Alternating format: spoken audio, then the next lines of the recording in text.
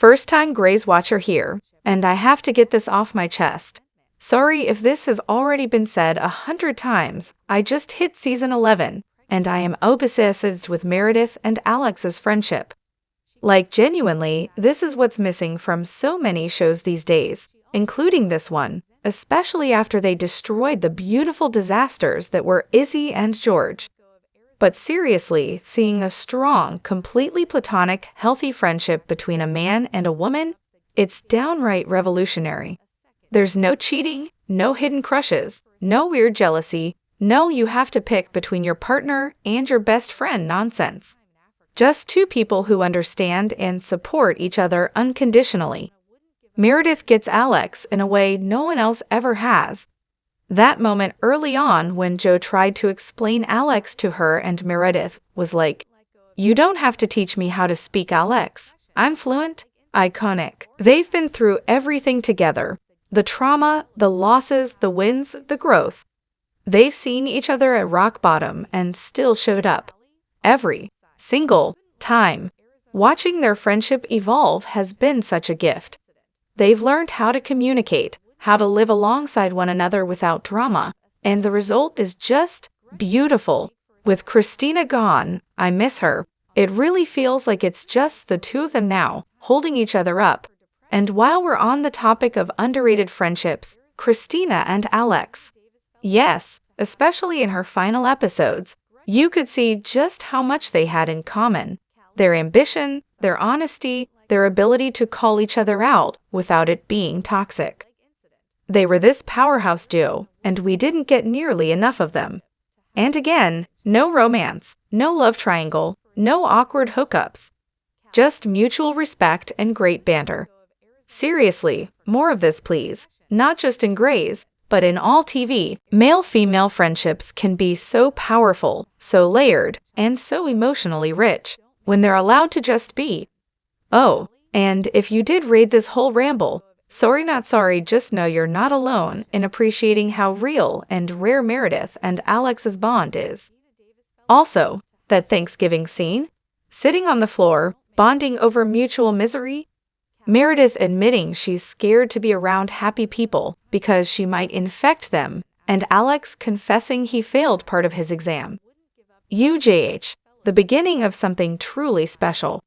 Long live Meredith and Alex, second set of interns. A rant. I love Grey's Anatomy. It's one of my comfort shows, and I've rewatched it start to finish at least 6 or 7 times. That said, nothing makes my blood boil more than how Meredith, Christina, Izzy, Alex, and even George become the worst possible versions of doctors once they have interns of their own. Like, remember when they were interns? They were assigned to attendings, shadowed actual surgeries, and, shockingly, learned things. But their poor interns? Completely abandoned. No structure, no teaching, just vibes and borderline malpractice. And what's wild is that nobody calls them out. Not Bailey, not the chief, not any attending. Not until they almost kill Sadie do people finally go, maybe this system is broken. Meanwhile, the OG interns didn't have a pack of salty residents shoving them out of the way every time they got near a case. It's just so frustrating to watch. Now, to give credit where it's due, Izzy actually tried. The intern bowl? Sure, it was a little childish, but it was also fun and educational. Patient X, genuinely a smart exercise. Even before her illness, she was one of the only ones actually attempting to teach. And how did her interns respond? With eye rolls, attitude, and passive-aggressive digs. From the very start, they acted like she was the weakest link, before she even said hello. So yeah, Izzy gets a bad rap, but honestly, that one's not on her. I really thought that after Jules and Quan both had their hearts shredded, they might circle back to each other. Their story always felt unfinished, like it was hanging in the air, waiting for a second chance. But after last episode, yeah, I'm starting to think that ship has officially sailed. If they weren't going to revisit it then, I don't think they're going to anytime soon. Especially since they didn't even mention Jules sleeping with Blue being a mistake. And now they're clearly setting up Winston and Jules. Yeah, that's a real coincidence. Honestly, I thought Jules and Quan had a great slow burn potential. They could have been something, but nope. Guess they decided to go with a different slow burn instead. And don't get me wrong, I'm not opposed to Winston and Jules. They have chemistry, and I could totally get behind that pairing. But after spending a season and a half building up Quan and Jules, it feels like a huge missed opportunity. So much potential just gone. And speaking of Quan, his character seriously needs some TLC. He went from being one of the top interns to a total loser that the attendings can't stand being around. Then there was the whole Molly plot, which was as flat as a pancake. It's like they took all the worst parts of early Alex Karev and stripped away any charm. Honestly, before they throw him into any more relationship drama, can they give him a shred of surgical passion? Otherwise, what's even the point? I totally agree with you. Burke with a sister who's a lawyer or doctor would have added an interesting dynamic, especially with his whole my way or the highway vibe. Imagine the sibling rivalry. As for Christina, Jackson, and Izzy, their only child personas were definitely clear. Especially Christina, her independence and sharp edges just scream no sibling drama. Jackson and Maggie could have had a great sibling bond, though. The contrast between Jackson's smooth, put-together persona and Maggie's more awkward, earnest energy could have made for some hilarious and touching moments. And Callie's sisters, that could have been fun to explore too, since we didn't really get to see that side of her.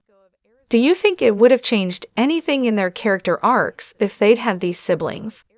April and Arizona's limited interactions after season 11/12 really didn't sit right with me either. Before everything went south with Callie and Arizona, she had a solid group of people she connected with, Mark, and by extension, Derek and Meredith.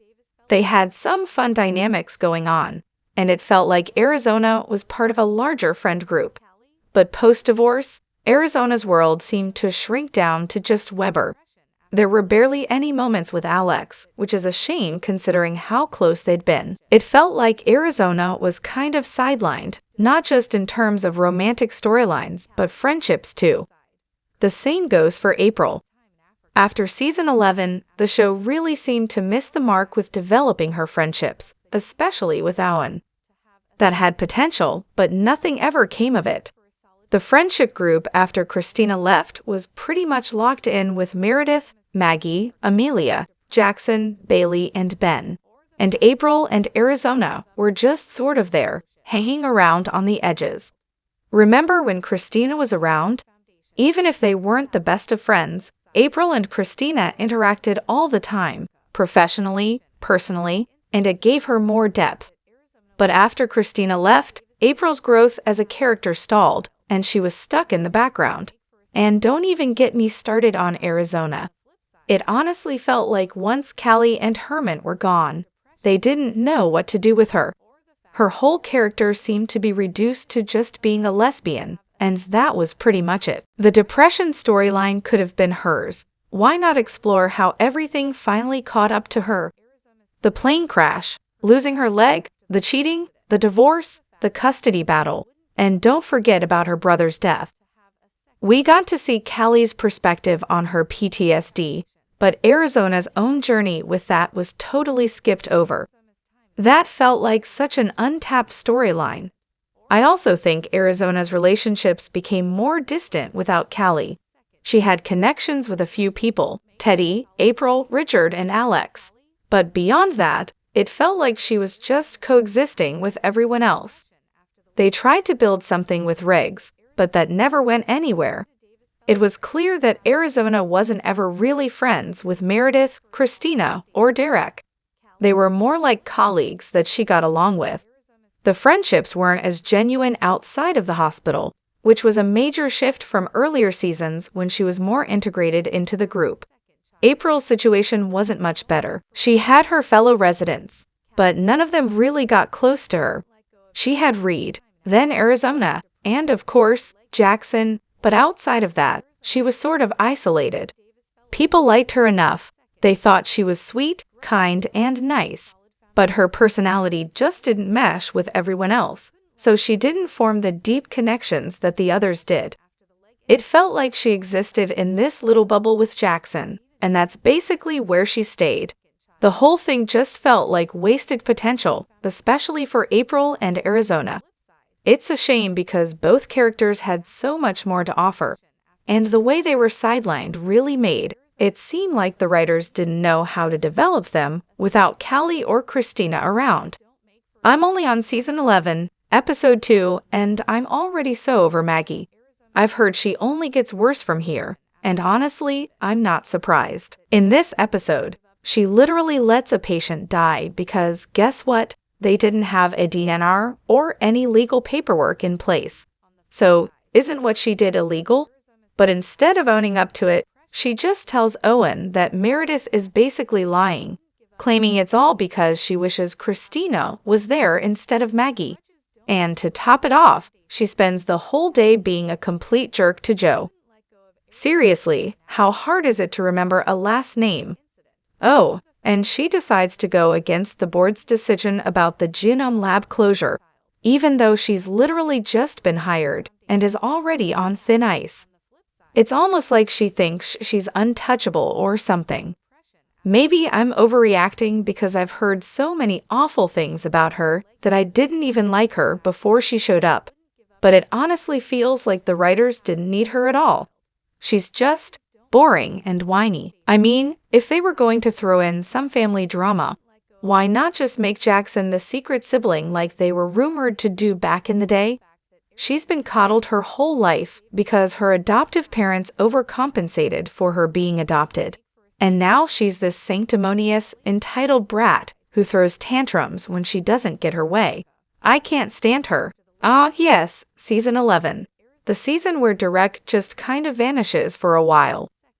One minute he's there, then poof, off to Washington, D.C. It's like, okay, cool. I guess I'll just watch Meredith have a breakdown over the fact that her husband's gone most of the time.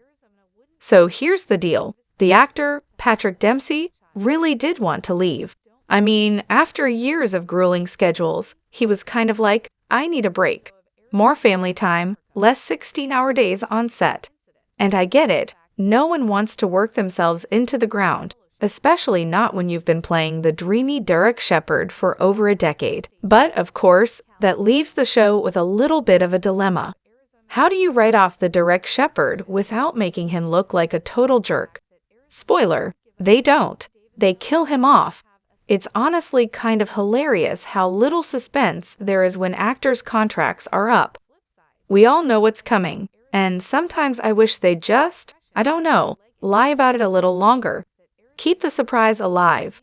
But no, we've got the spoilers, we've got the leaks, and suddenly, the whole world knows Derek's not going to make it out of season 11 alive. Some things are just too obvious, but hey, thanks for the heads up, ABC. We appreciate it. So I'm on my 5th rewatch of Grey's Anatomy. Yes, I'm that dedicated. And I just noticed something that's been bugging me.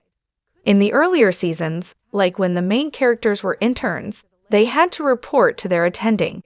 But then, come season 9, I'm seeing interns reporting directly to their attendings again instead of their residents. And I'm sitting here thinking, did the hospital just decide to change their entire chain of command? Or do the producers not even know how their own show works anymore? Now I get it. Maybe the shift happened because the main characters are attendings now, and they need a way to keep them front and center in every scene. But really, this is a little much. Let's break it down. Bailey was a resident in season 1. She had interns reporting to her, pretty straightforward. But then, plot twist, she's also apparently the first resident in history to get a set of interns after being a 4th or 5th year resident. Magic, on the other hand, only got interns once they were no longer interns themselves. Nice continuity there, right? It's like the show forgot that residents are supposed to be the ones bossing around the interns. But of course, we don't see much of that because the residents do all the boring stuff that doesn't make it to camera time. The real mystery here seems to be a combination of things. 1. The resident class before them is practically non-existent at this point. I mean, Helm, Ben, and Joe are kind of still around, but that's not exactly the full class, is it? There's no one left to pass on the knowledge and boss around these fresh-faced interns. 2. Didn't they say they had to rebuild the whole damn program? Because apparently the new interns aren't exactly the cream of the crop anymore. So instead of following protocol, they're being pampered with all kinds of special attention to make sure they don't completely ruin everything. But hey, I'm not going to lose sleep over it. Just thought it was a hilarious little inconsistency. Classic Grey's move. Unpopular opinion time. I'm definitely about to get downvoted, but let's talk about how hypocritical this fandom is when it comes to Bailey. I'm not saying she's perfect, but some people act like she's the only one who ever messes up. And then, get this, they call her hypocritical when she does something wrong. The irony, because literally everyone on the show does the same thing, yet it's like they're completely ignoring all of that when it's anyone but Bailey. And don't even get me started on the "I liked Bailey better in the early seasons" crowd. Let's be real, they liked her when she was a one-dimensional sassy stereotype. But as soon as she actually gets development and starts showing flaws, just like everyone else on the show, she's suddenly this hypocritical, ungrateful, arrogant, self-absorbed monster. The hypocrisy is just chef's kiss. Let's talk about arrogance for a second. When Bailey's confident and maybe a little too sure of herself, she's criminalized for it. But when Derek or Christina are arrogant, oh, it's just brushed off. Oh, they're just confident. It's fine. Bailey doesn't get that same grace. Funny how that works. I'm not saying Bailey's perfect. I can't stand the way she treated Meredith in certain moments. Hello, the whole "you'll always be that girl" speech? That's cold, especially years after her husband died. And don't even get me started on her tantrum when she didn't get the right match during the insurance fraud storyline. But aside from those, I'm not out here treating her like she's the villain of the show, while everyone else is walking on water. Look, I love Bailey. I really do. Her mental health struggles were so important, especially her OCD. It's one of the few characters who actually got an ongoing story arc about it. And let's be real, when other characters had mental health issues, they just got fixed. Remember Hunt's PTSD? That was basically ignored until, out of nowhere, season 18 goes, "Oh wait, didn't he have PTSD?" At the end of the day, Bailey is a human being. She has her flaws, she has her strengths. Sometimes she's the wise, nurturing figure. Sometimes she's a kick-ass surgeon. And sometimes she's just a person whose feelings got hurt. Is she spoiled sometimes? Sure, but honestly, I still like the character. Unpopular opinion time.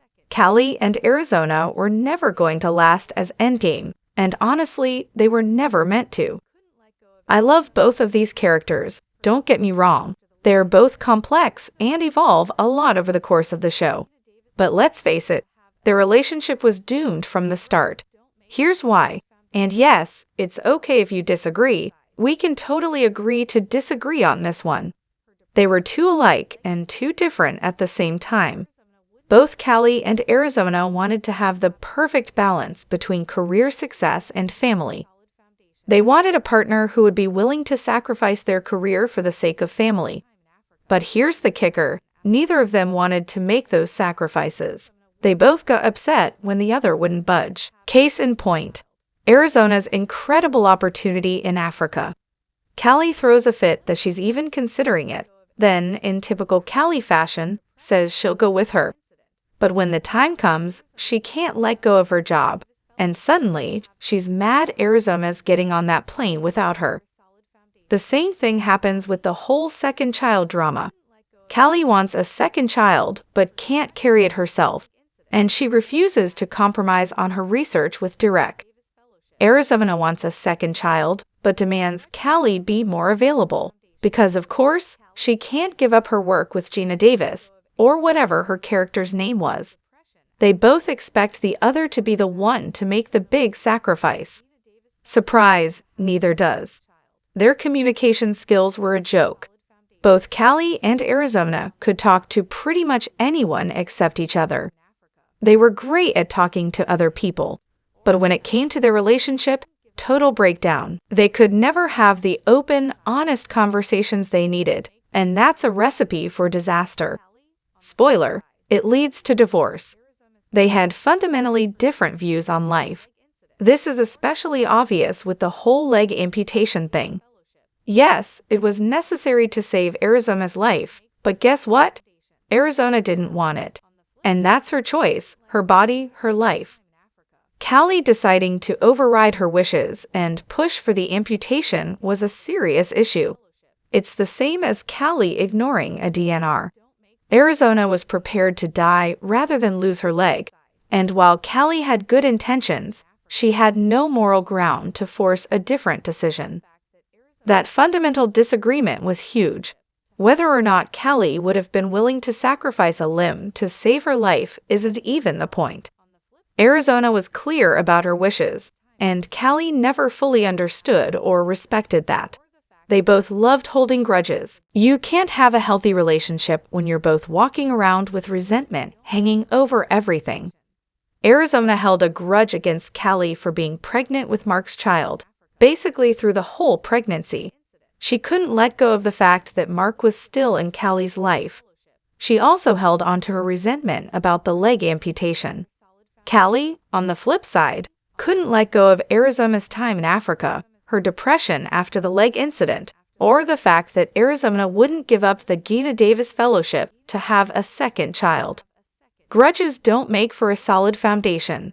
At the end of the day, I love both Callie and Arizona as characters. But as much as they tried, they were never going to be endgame. Honestly, in Grey's Anatomy, there's rarely a perfect endgame anyway. But hey, that's just my take. Feel free to disagree. George's father's cancer storyline. Hands down, my favorite. It's tragic, yes, but there's so much love woven into it.